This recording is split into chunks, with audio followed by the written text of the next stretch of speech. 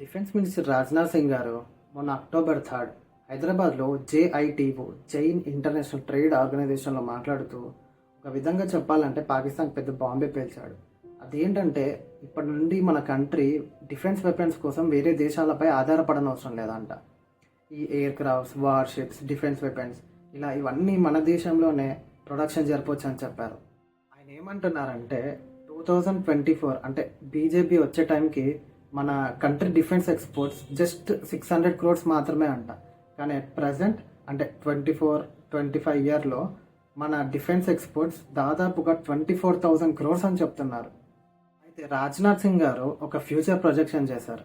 అదేంటంటే వచ్చే 4 years లోపు అంటే 2029 లోపు మన డిఫెన్స్ ఎక్స్పోర్ట్స్ దాదాపుగా 50,000 రీచ్ అవుతుందని కాన్ఫిడెంట్గా చెప్తున్నారు.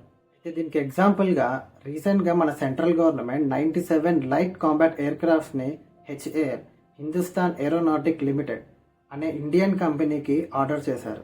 రీసెంట్గా జరిగిన operation Sindoor, surgical strike, Balakot air strikes గురించి మాట్లాడుతూ ఒకవేళ యుద్ధమే కనుక వస్తే భారత్ అన్నిటికీ సిద్ధంగా ఉందని చెప్పారు. అయితే రాజ్నాథ్ సింగ్ గారు ఒక క్లారిటీ కూడా ఇచ్చారు. అదేంటంటే డిఫెన్స్ ప్రొడక్షన్ చేస్తుంది మనం యుద్ధాలు చేయడానికి కాదు, ఇది మన country protection, security, culture and వాల్యూస్ని కాపాడుకోవడానికి మాత్రమే అని చెప్పారు. ఇలా ఇంకా ఎన్నో వీడియోస్ వస్తుంటాయి. మీకు వర్త్ అనిపిస్తే ఆర్జేఎస్ ఛానల్కి లైక్ చేసి సబ్స్క్రైబ్ చేసుకోండి. Thank you.